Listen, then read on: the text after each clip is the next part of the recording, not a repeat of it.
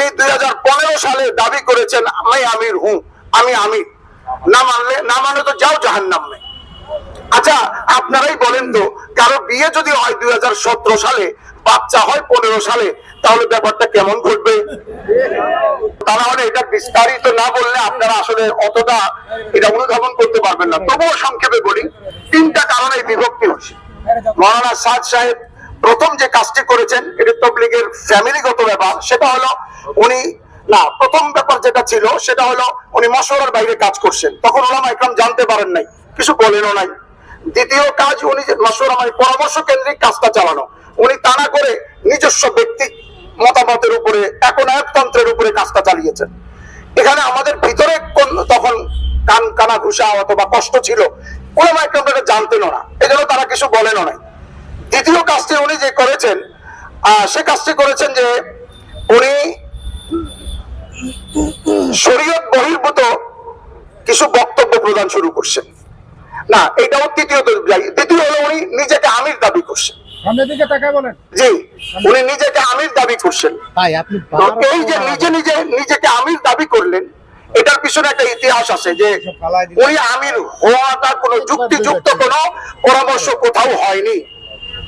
আমি এটাও বলে দিই, তারা আপনাদেরকে বলতে পারে যে আমাদের একটা পরামর্শ হয়েছে কবে, 2017 সালে।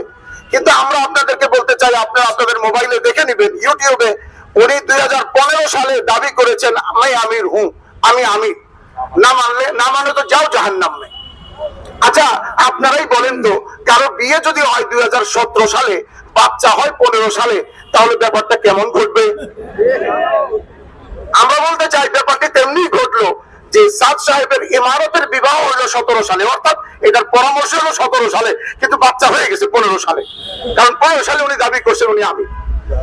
আচ্ছা, তৃতীয়, এই দুইটা ব্যাপার যখন হলো, তখন আমাদের ভিতরে কানাঘুষা চলছে, কিন্তু ওলামা ইকরাম কিছু বলেননি। 3 নম্বর বিষয় যখন আসছে, উনি শরীয়ত এবং জমহুর ওলামা ইকরামের বিপক্ষে গিয়ে এমন কিছু বক্তব্য প্রদান শুরু করলেন যেখানে ওলামা ইকরাম চুপ থাকতে পারেন না। যার বক্তব্যের 1টা 2টা 3টা 5টা 10টা 15টা 20টা 40টা 50টা 60 70 80টা নয়, শতাধিক বক্তব্য এ পর্যন্ত হয়ে গেছে।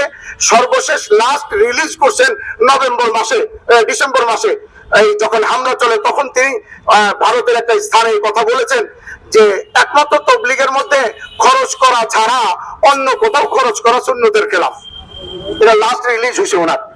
এই 3টা বক্তব্যের কারণে ওলামা ইকরাম বলছেন যদি ওনার এই বিরোধিতা করা না হয়, তাহলে আমরা আল্লাহ পাকের আদালতে আমরা দোষী সাব্যস্ত হব।